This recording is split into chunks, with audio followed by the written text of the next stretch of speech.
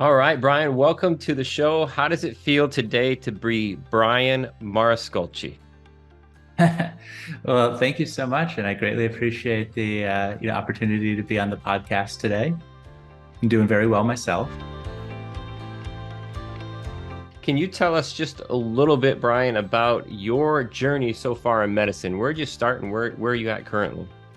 Yeah, I was originally born in upstate New York in Syracuse, New York, and went to Syracuse University, and then transferred down to Manhattan. Lived there for many years. Went to NYU School of Medicine. I did my intern year as well in Manhattan, and then eventually went to Baltimore, Maryland, at the Johns Hopkins Hospital, where I did my residency in anesthesiology. And I did a fellowship at Johns Hopkins Hospital in pain medicine, and was an attending there for several years before recently moving here to Nashville, Tennessee, where I'm at the Vanderbilt University Medical Center as an interventional chronic pain physician and anesthesiologist. Tell us a little bit about that venture because where you're at currently practicing medicine, I'm assuming is a W-2 position. Tell us a little about the other side, the entrepreneurial side, and how that Yeah, pairs with your current employment. Yeah. A lot of medical universities are where a lot of patents come from for either drug discovery and early targets or medical devices or digital health products. I think that being a physician and having the opportunity to see how care is delivered and then be able to reflect on, opportunities thereof to improve it, it's kind of ripe for that. And a lot of university systems have tech transfer offices that will have thousands of patents per year, and they do get turned into companies. So there's already this existing and kind of ecosystem that exists within university systems to catalyze early stage startups. And for me, I had seen opportunities in, for example, pain medicine, where we were getting information from patients but not really documenting it. And think about when you go to the doctor and it's almost a comical joke where you go and sit in the waiting room, they have you fill out 30 pages, and where does it go? That was kind of part of the reason why I had created one company called Patient Premier, where we collect information from patients digitally,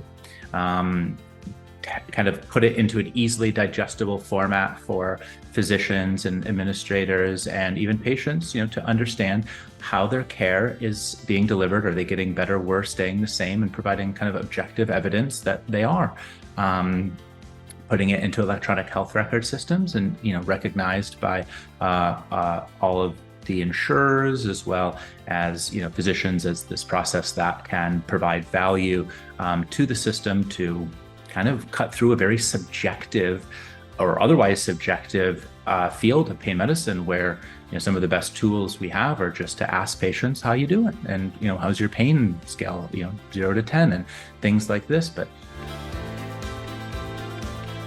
you target more passive investing than the active approach of real estate. And when you think about it, there are a couple of things that jump into my mind that could be more passive than others. But in general, there's an active piece that may be a barrier of entry for some people, right? yeah, it's kind of interesting. Even on my end, recently purchased a home here, like moved just 4 months ago, but had to get out of a rental in the interim. It was a very active process. I had to, get a real estate agent. Sometimes I had to show the house personally.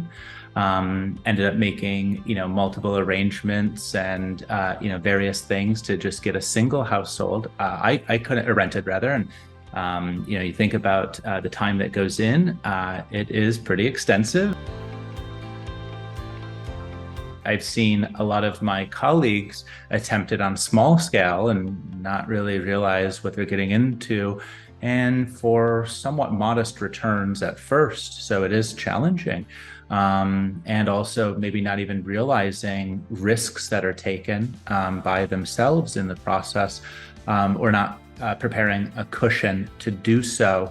And like you said, it's kind of like, not exactly stay in your lane, but like I wouldn't, encourage very many people just because I'm in the healthcare field. I wouldn't necessarily encourage a lot of people to do biotech investing. It's really challenging, even for experts. Similar with, renting, I think, it takes, skill sets that are very active and, would be, for myself, I actually was a general contractor for a few years out of high school. I didn't mention it, but I worked as an electrician, a commercial and residential electrician. And, even myself, perhaps, which, I could do some of the maintenance myself, would just not even be the full rounded skill set I think that, would take to be very successful in this, to build something up.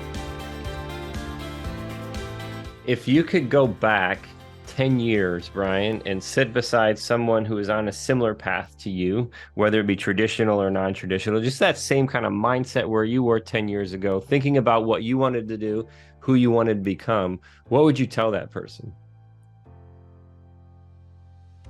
So, I think that, I would, obviously every person is different, but, would try to, reaffirm, certainly, if anybody was to go into medicine. I think that a lot of people are unhappy in medicine. And, we do see a number of surveys that would come out and suggest that maybe only 50% or something might choose medicine again. I disagree. I think that, medicine's a great field. I certainly would, encourage that for anyone who, even 10 years ago, still deciding it's, I've always loved medicine and caring for others, and would very much, support anyone on that, kind of path. And I think early investment, is the second piece, and, takes probably 10-year horizon to do anything. Want to be a physician, 10+ year endeavor. Want to create an investment portfolio that, you could start seeing some, real fruits from, 10 years, et cetera. So these things are very challenging. And, going back 10 years, I think it's to lay some of those foundations.